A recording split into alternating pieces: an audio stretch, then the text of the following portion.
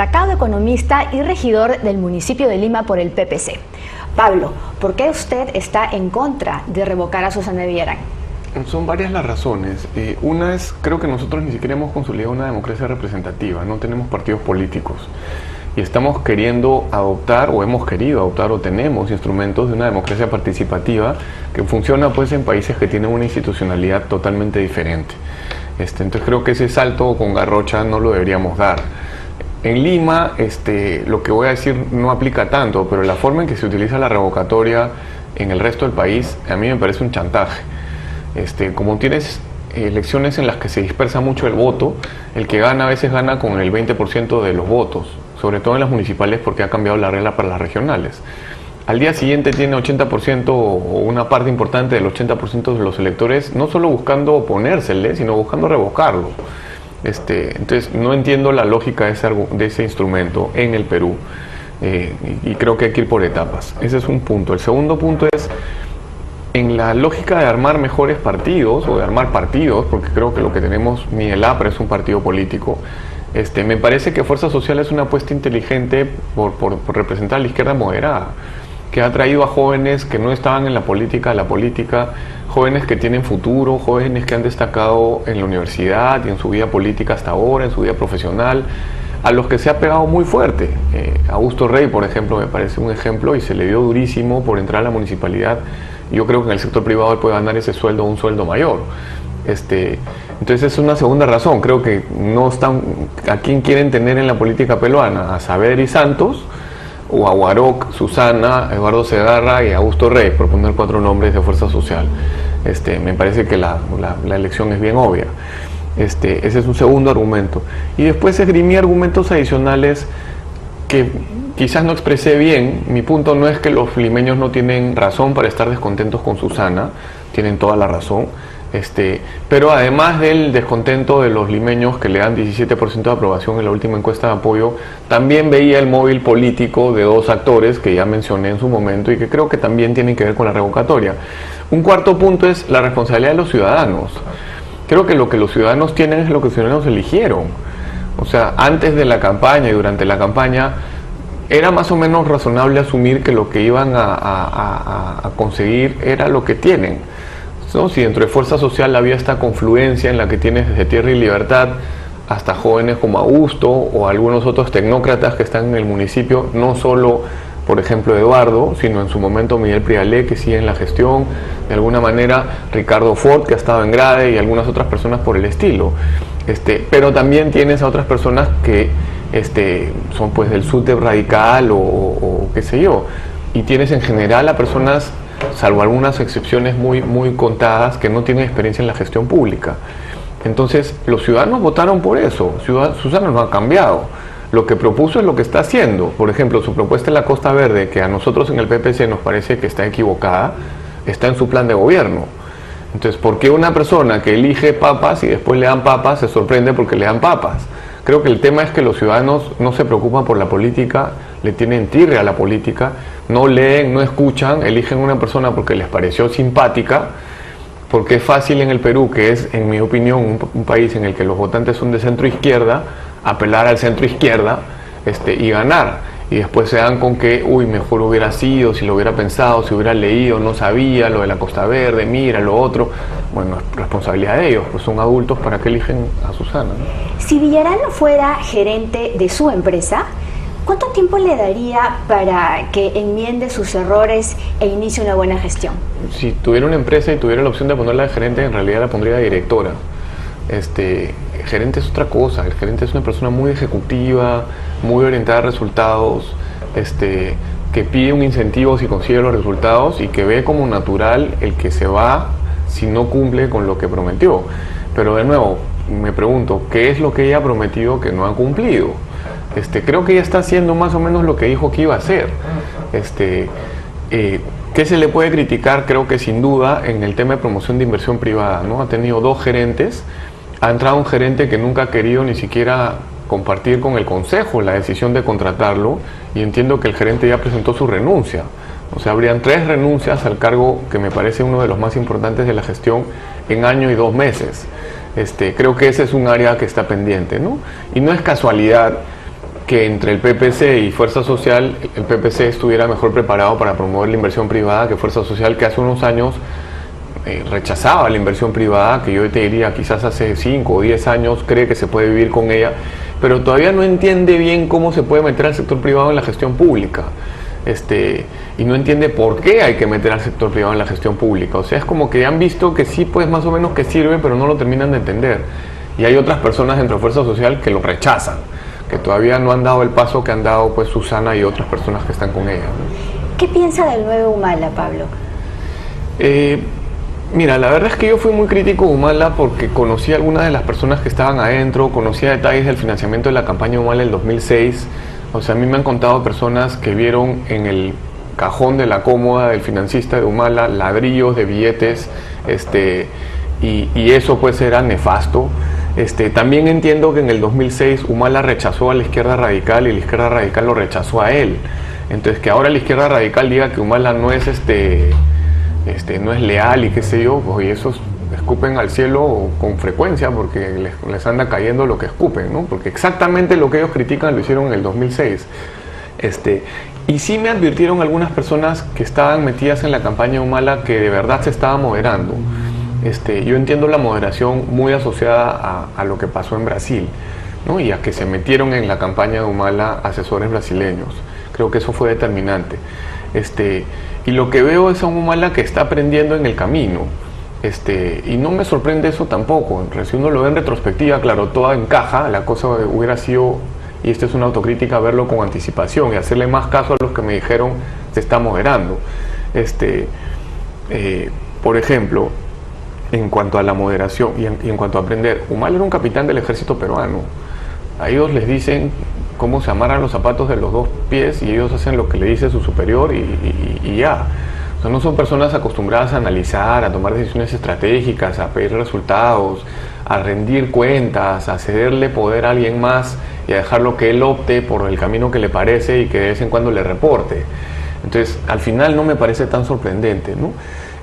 Lo que creo que está pendiente es, Humala tiene hoy día casi 3/5 partes de popularidad. 3 de cada 5 encuestados por apoyo recientemente dicen estoy de acuerdo con Humala.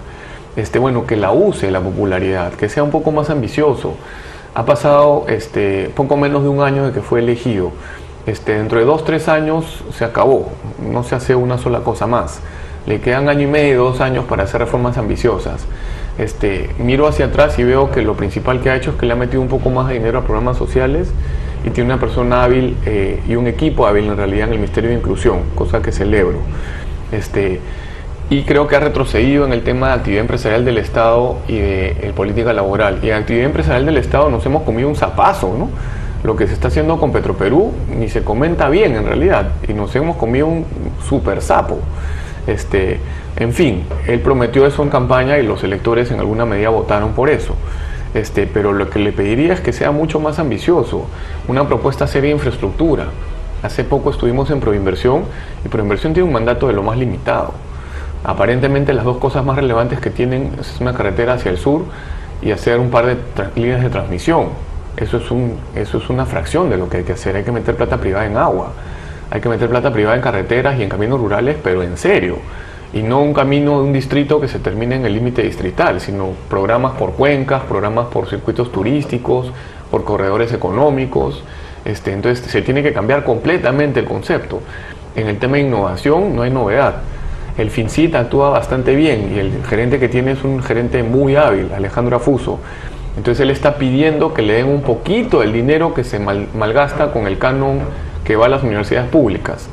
En educación tiene también una tecnócrata de primer nivel, pero no sé si tiene la voluntad política de hacer las reformas. Ayer estuve con un grupo de especialistas en educación y me cuentan que programas rurales de educación que han tenido cierto éxito los están regresando a Lima porque creen que aplican. O sea, cuando se criticó que de Lima se iba a las zonas rurales, ahora el camino inverso también hay que criticarlo. Y así puedo seguir, ¿no? Entonces, ¿dónde están las grandes reformas en los grandes temas pendientes del Perú? Institucionalidad, innovación, infraestructura, nutrición, educación y salud. Seguimos hablando de pobreza. Mañana tengo una entrevista sobre pobreza. El tema no es pobreza, en mi opinión, el tema es de nutrición crónica infantil. Hay 500,000 de niños desnutridos crónicos ¿Cuándo vamos a saber cómo se llama el niño, cuál es su DNI y dónde vive? ¿Cuándo vamos a saber qué programas recibe el niño, con un padrón único de beneficiarios de cada programa que recibe? ¿Cuándo vamos a ser pilotos de programas de desnutrición con evaluaciones de impacto bien hechas por GRAE, por el IEP, por la Pacífico, por la Católica? Cuando estemos ahí, vamos a estar mejor. Este gobierno tiene el capital político para hacerlo. Humala fue elegido con una plataforma de centro izquierda, que como decía hace un tiempo, es la plataforma mayoritaria en el Perú. Puede vivir bien con la inversión, no puede vivir bien con los que quieren incendiar la pradera, pero no los eligieron a ellos. La última elección, los que querían incendiar la pradera sacaron uno de ellos, 0,5%. Entonces, ¿por qué no usa ese capital político para hacer reformas? Yo creo que es porque no termina de entender lo que hay que hacer de un lado, y por otro lado porque posiblemente no tenga la gente que necesita. No puede depender de este Estado. Este Estado es como un carro viejo, vetusto, lleno de huecos, con el motor malogrado, un desastre. Tiene que agarrar equipos de gente más pequeños y darles mandato y respaldo político para que hagan las cosas que están pendientes. ¿El ministro Valdés le ganó el pulseo a Bugatás? No, yo creo que acá hay cotas de poder. Yo no pensaría en que acá hay una pirámide, ¿no? En el que tienes al presidente, después tienes al primer ministro y después se va ordenando. No, en este escenario que he escrito, un Estado tan débil para quien sea, o sea, débil desde hace décadas, ¿no? Y después hay cotas de poder, ¿no? A Bugatás detenta mucho poder, es obvio, ¿no? Y así había otras personas, Nadine, Valdés, el propio Ollanta, evidentemente, ¿no?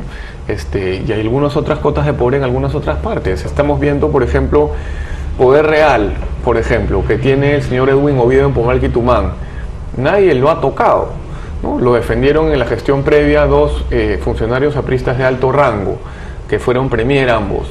Ahora, no es obvio que hay alguien que esté parado enfrente de ellos con un escudo, como ellos en su momento, y ahí sigue y hace lo que le da la gana en Pomalqui Tumán, ¿no? Y centros tan serios como CEPES te dice que hay que poner un límite en la propiedad agrícola, pero no habla con la misma frecuencia y con la misma intensidad de Oviedo, Pomalqui Tumán, Huancaruna y Pucallá, y los Wong y los Bustamante y Andahuasi. Yo no entiendo, eso no me parece lógico. Y así puedo poner otros ejemplos, ¿no? Que vimos pues que el statu quo está igual y que no se quiere enfrentar estos grandes grupos de poder, ¿no? Que están haciendo las cosas al revés, ¿no? Pablo, los ambientalistas están haciendo campaña para que no vuelva a abrir la fundición de La Oroya, y mientras hay 5.000 trabajadores de la fundición que no pueden trabajar. ¿Cuál es la solución? En el mundo real la política va a primar y esos señores van a volver a operar en La Oroya. Si me preguntas a mí qué habría que intentar hacer una fundición en otro lugar, entiendo yo, ¿no? Que hacer una fundición en La Oroya con las condiciones ambientales vigentes no se puede, y en realidad deberíamos seguir avanzando en la reforma ambiental, ¿no? Hace 20 años, 30 años no teníamos leyes ambientales. A inicios de los 90, cuando se privatiza Minero Perú y Centromin, en esencia podías hacer lo que querías, podías poner un tubo que botaba mercurio al río y nadie te decía nada, porque la ley no decía nada. O sea que todas las críticas recientes me parecen perfectamente bien fundadas, pero ignoran que hace unos años no habían leyes ambientales y se ha avanzado porque ya hay leyes ambientales. Lo siguiente es que las leyes ambientales se cumplan y que el estándar, principalmente de los estudios de impacto ambiental, se eleve. Creo que eso se tiene que hacer. Me contaba un amigo que los estudios de impacto ambiental no tienen términos de referencia. En esencia tú puedes hacer más o menos lo que quieres dentro de la ley. Eso no puede ser así, tienes que tener términos de referencia. Así como hemos pedido desde el IPE que Proinversión se asesore con bancos de inversión privados para armar, por ejemplo, las concesiones de carreteras que van hasta el sur, en vez de que las diseñe el Ministerio de Transportes y Comunicaciones mal, porque no las quiere en realidad, y las promueva Proinversión mal, porque no tiene gente más hábil, porque no puede pagar más sueldos, y compite contra los bancos de inversión. ¿Qué tal si hace lo mismo el Estado para los estudios de impacto ambiental? Hace un concurso público internacional, y en un concurso público internacional, no a dedo como se ha hecho con Conga, elige empresas de consultoría ambiental de una lista corta de las mejores del mundo, y esas asesoran al Estado a hacer el estudio de impacto ambiental o revisar el estudio de impacto ambiental que hace una empresa minera internacional. Ahí vamos a estar en otro mundo. Y no es solo tema de la minería, lo mismo ocurre con otras industrias. Patricia Magluf me contaba hace unos años que Taza tenía la planta de Chimbote con el estado del arte, digamos, en la tecnología y en el tema ambiental. Eso es una excepción. La mayoría de empresas industriales harineras no tienen esa tecnología y siguen botando sanguaza al mar y siguen botando humo para arriba y siguen haciendo un desastre. Entonces, en el tema ambiental hay que seguir avanzando, creo yo.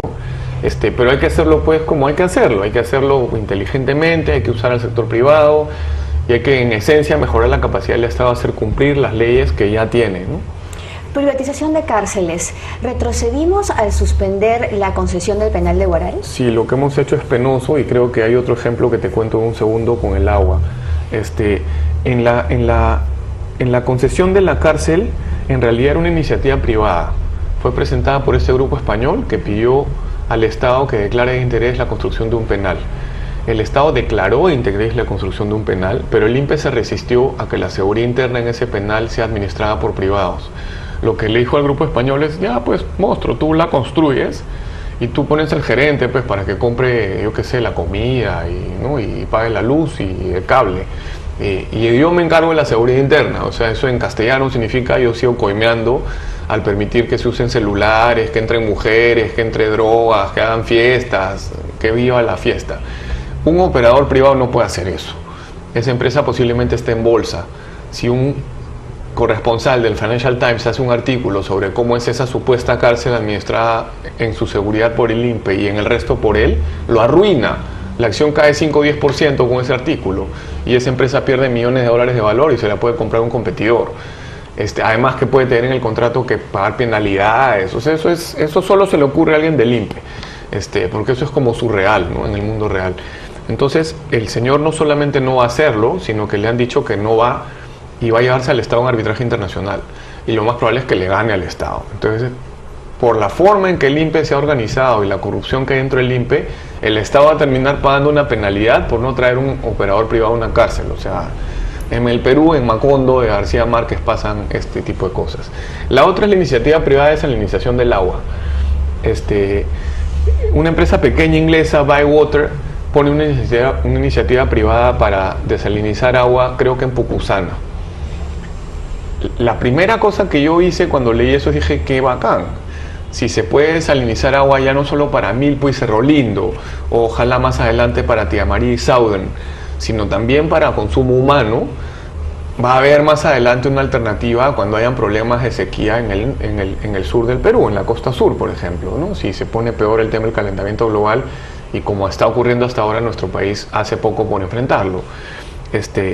Después la cosa se mejoró todavía porque empezaron a venir los grandotes. Vino Veolia, que es la empresa más grande del mundo de manejo de agua, la que era Eau de Lyonnais.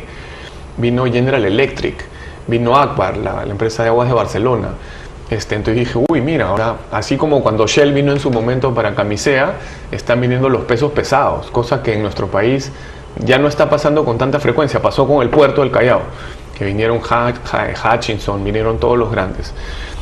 Bueno, y no supe más, y supe que eso estaba ahí, que no terminaba de pasar. Bueno, me han contado que también muere eso, que el Ministerio de Vivienda le ha bajado el dedo, con René Cornejo del ministro, que él fue promotor de las concesiones hace unos años, o sea que tiene razones bien poderosas para hacerlo. En esencia he escuchado dos cosas. Uno, que Sedapal dijo el agua va a ser muy cara. Bueno, habría que computar bien los costos de Marcapumacoche, Huascacoche y todas esas cosas que hace Sedapal, porque desviar, como te imaginarás, el agua de la vertiente oriental de los Andes para traerla a la vertiente occidental de los Andes, para botar 45% del agua en la distribución del agua en Lima, no creo que sea buen negocio para nadie, ¿no? Entonces, los costos habría que computarlos bien para ver si la desalinización efectivamente es más cara. Primera reflexión. Segunda, no puede haber nada más caro que lo que no existe. Yo voy a la playa ahora en el sur como todos los veranos y la gente que vive ahí todo el año, que es mucho más humilde o que es humilde, no tiene agua y tiene que comprar agua de camión, agua que puede estar llena de enfermedades, agua que es mucho más cara y agua que no está disponible. Después la otra excusa, creo yo, de Sedapal es no hay red. Bueno, es muy simple hacer una red.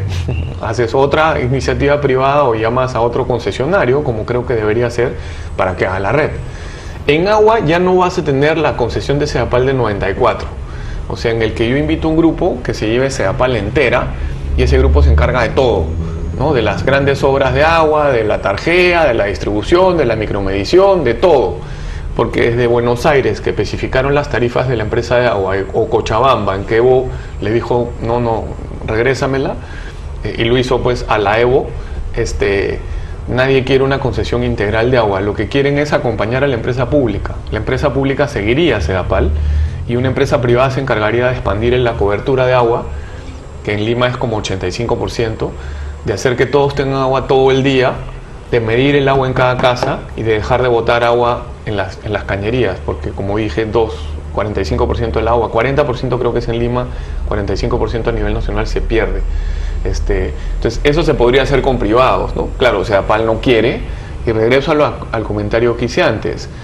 El presidente Humala tiene el capital político para hacer una reforma en el agua en el Perú. Precisamente, la solución que acabas de establecer para Sedapal podría ser para las otras empresas de saneamiento. Tal cual. Hay una propuesta bien específica reciente del profesor José Luis Bonifaz de la Pacífico, que hace poco era el jefe del Departamento de Economía, y lo que él dice es se tiene que agregar a las EPS.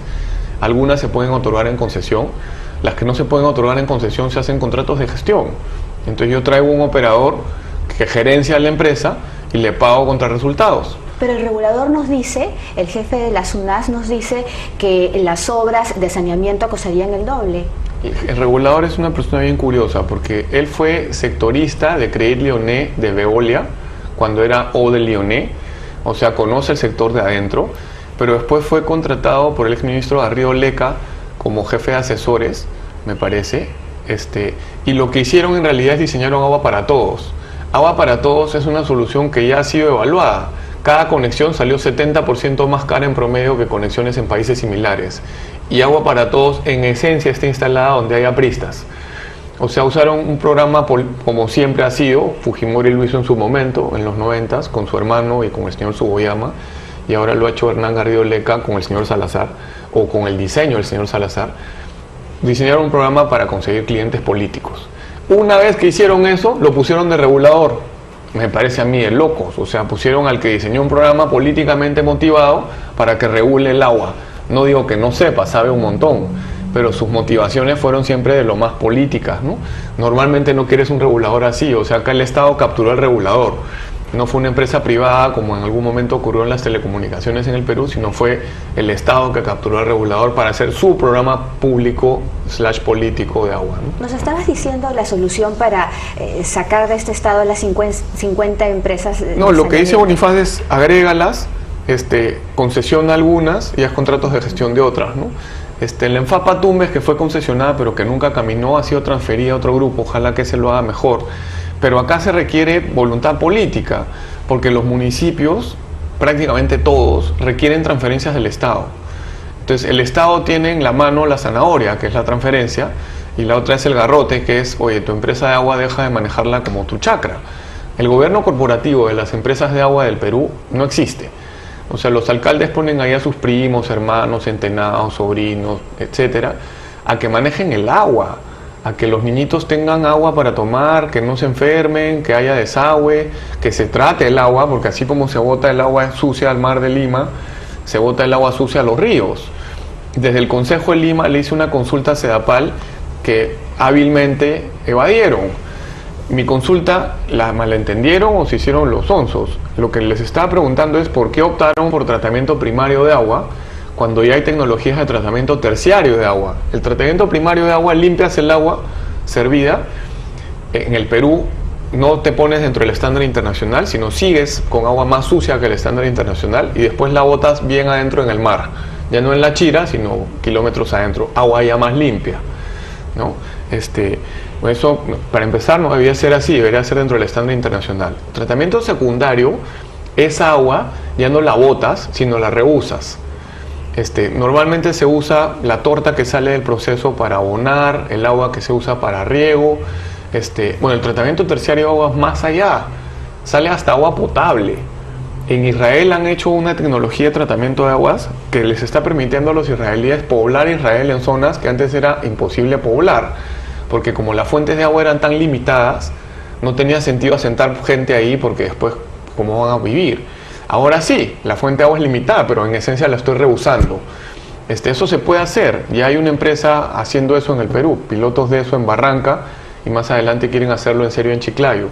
Entonces, ¿por qué el Estado no optó por eso? La respuesta, ¿sabes cuál es? Porque la tarifa subiría.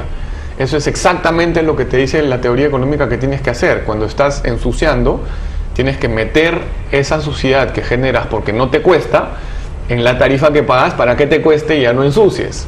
O sea, Sedapal te dice, no hay que hacer lo que la teoría económica dice que hay que hacer. No hay que hacer lo que la experiencia internacional te dice que hay que hacer. O sea, hay que seguir haciendo lo que hacemos hace unos años con nosotros y es lo que nos da la gana.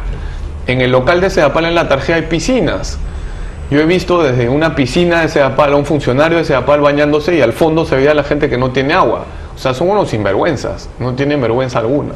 Pablo, los gobiernos regionales siguen gastando mal y poco a pesar de los incentivos, como por ejemplo obras por impuestos o las alternativas como las asociaciones público-privadas. ¿Tenía razón el presidente del Congreso, Daniel Abogataz, de ayudarlos desde el Congreso? Bueno, al Congreso no le compete ayudarlos, ¿no? O sea, lo que el Congreso le compete es ver si las leyes son las correctas, puede representar a los ciudadanos de las regiones y llevarle al gobierno quejas y llevarle al gobierno propuestas y pedirle al gobierno que rinda cuentas. Puede fiscalizar, viendo que hay programas hechos en algunos casos por los mismos gobiernos regionales donde hay corrupción, o programas hechos por el gobierno nacional o el municipal, pero lo que él ha hecho, según yo entiendo, es ilegal. Yo decía hace un rato, el presidente Humala tiene la zanahoria. En el caso de la infraestructura en las regiones, no podemos seguir en este juego. Recientemente nos reunimos con un banco de inversión internacional que quiere financiar a gobiernos regionales en el Perú. Hay tal apetito por Perú y el gobierno es tan conservador en su política de endeudamiento, y por otro lado, como le sobra el dinero porque tiene superávit fiscales, prácticamente no emite. Entonces están viniendo a buscar a ver si pueden comprar de gobiernos regionales, de empresas públicas o de municipales. A la Sedapal que he escrito la financian. O sea, imagínate qué tal apetito tienen que se quieren comer ese bocado. Imagínate cómo buscarían a Sedapal si fuera bien manejada.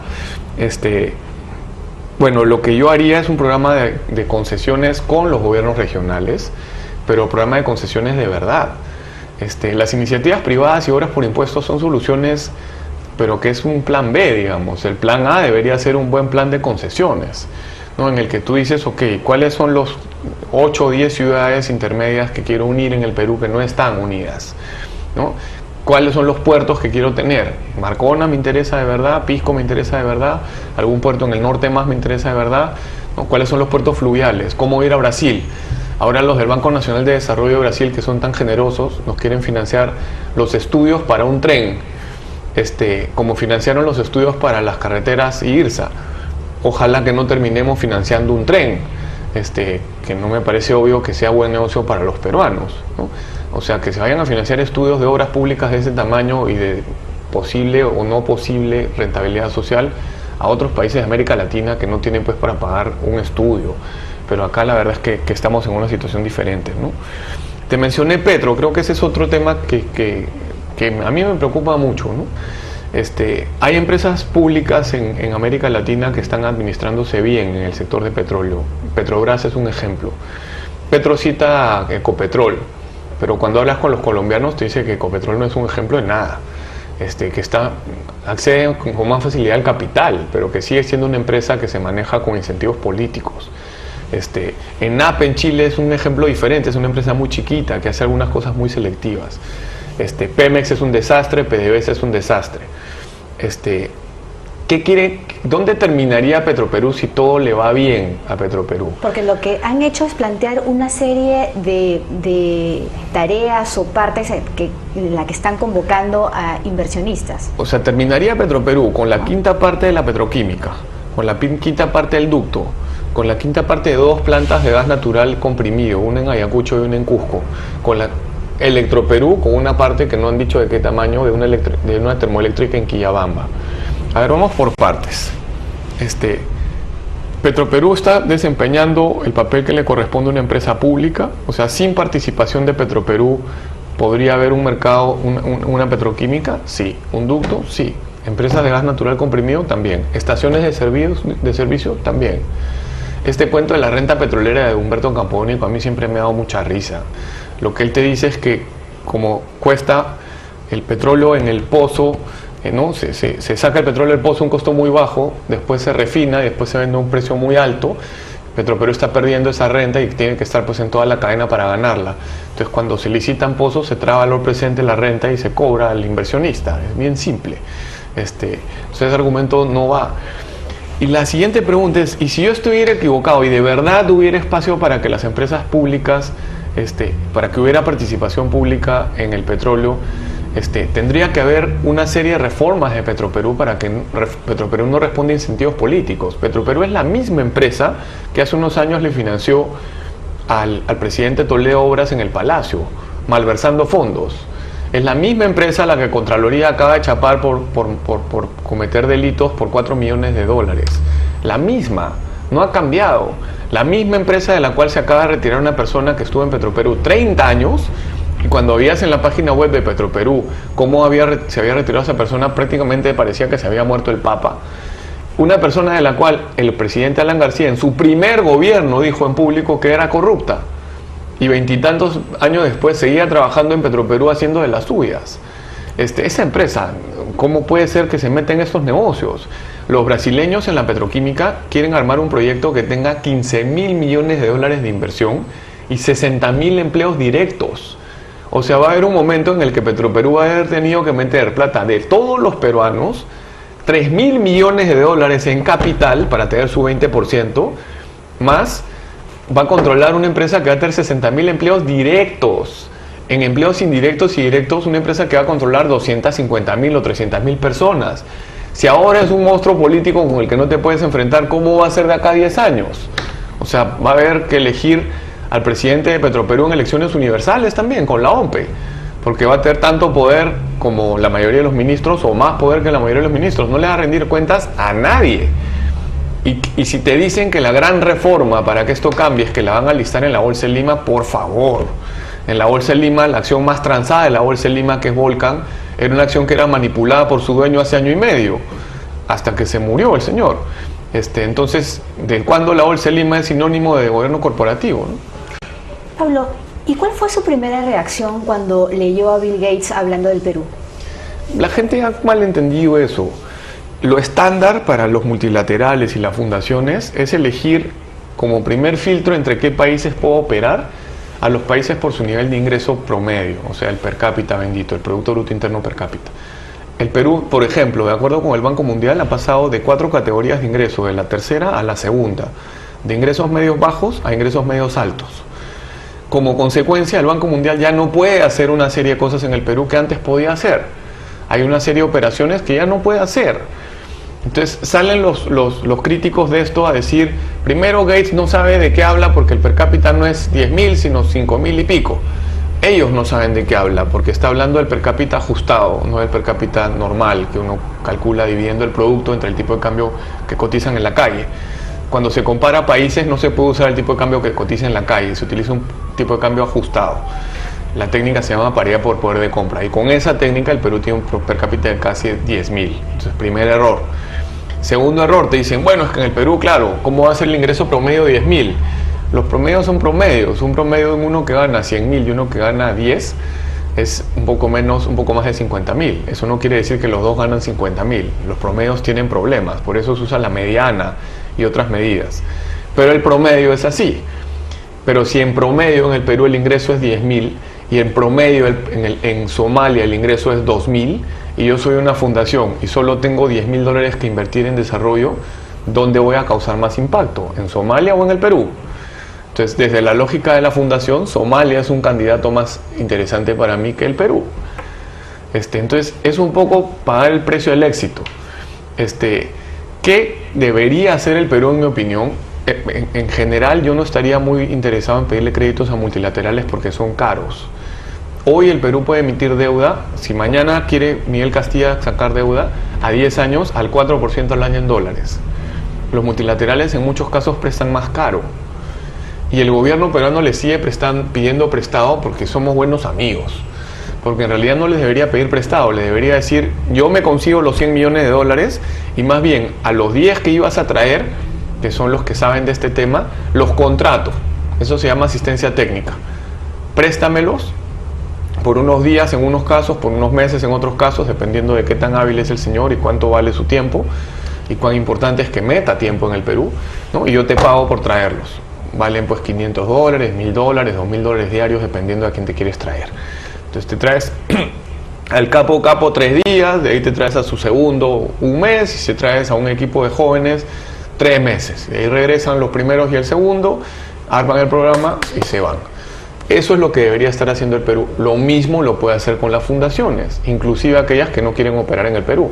Si hay una fundación que es muy hábil en nutrición crónica, perdón, en nutrición infantil en las sierras del altiplano, que lo dudo, pero si lo hubiera, los contratas y les dices, tú no puedes operar en el Perú porque ya no te permiten operar en el Perú, porque en promedio los ingresos son más altos de los que te dice tu estatuto, pero te contrato a tus técnicos, tráelos, yo pongo la plata y armo el programa.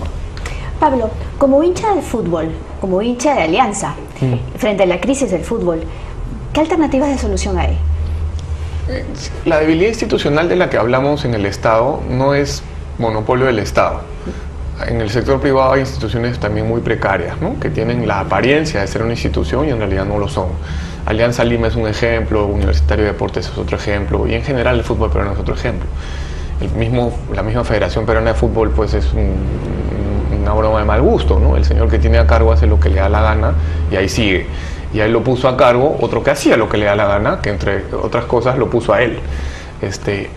Entonces, existe la oportunidad ahora, así como en el azúcar, en el fútbol, de utilizar el excesivo endeudamiento de estas instituciones, entre comillas, para reformarlas, ¿no?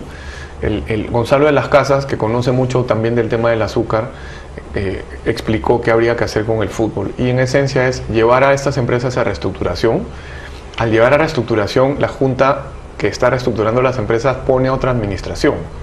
Entonces Pocho Alarcón y Pacheco y los otros personajes que hay en la U se van a su casa. Entra una administración nueva y tiene que hacer en realidad primero reformas en el club. O sea, la sociedad anónima te da incentivos de mercado. O sea, la sociedad anónima quiere ganar dinero, eventualmente podrá querer ir a bolsa, eventualmente podrá querer, ¿no?, traerse accionistas, pero antes de hacer todo eso tiene que hacer reformas dentro de la institución. Por ejemplo, el número de socios de Alianza es chiquitito. Yo no soy socio de Alianza. Y no soy socio de Alianza no porque no me gusta el fútbol o porque no me gusta Alianza, sino porque ¿para qué me voy a hacer socio si seguramente las elecciones están amañadas? Entonces no tengo ninguna capacidad de influir en la decisión y en la dirección del club. Entonces tienes que hacer ese tipo de reformas para que el club realmente sea un club. Yo fui a Barcelona varias veces y tú llegas a Barcelona y empiezas a hablar con el taxista y le preguntas, señor, ¿usted es culé? Que es que si es de Barcelona, y te dice inmediatamente que claro que es culé, sino ¿qué va a hacer? Usted es de Madrid, se baja en la esquina, te dice. ¿Y usted es socio? Claro que soy socio. Y mi hija es socia, y mi esposa es socia, y mi hijo es socio. Y vamos al club. Y la semana pasada hemos estado en no sé dónde, que hay una sede del club, y hemos estado ahí, alquilamos un... O sea, es una vida de club de verdad. Entonces ellos eligen a la directiva. Y la directiva les rinde cuentas, y van a las asambleas, y se mechan. Y hay partidos dentro del club que quieren llevarlo en una dirección o en otra. Primero tienes que hacer eso y poner transparencia en todas las decisiones del club, información de gestión, auditorías, etcétera, para después estar pensando en una sociedad anónima. O sea, tienes que hacer una reforma que tiene valor en sí misma. Si además a esta reforma le pones como la cereza encima del pie, incentivos de mercado y una sociedad anónima, perfecto. Pero si haces una sociedad anónima sobre esa precariedad institucional, no vas a hacer una gran diferencia. Muy bien. Pablo Secada, muchas gracias por sus explicaciones sobre lo que está pasando en nuestra economía. Gracias a ustedes. Nosotros regresamos con más luego de esta pausa.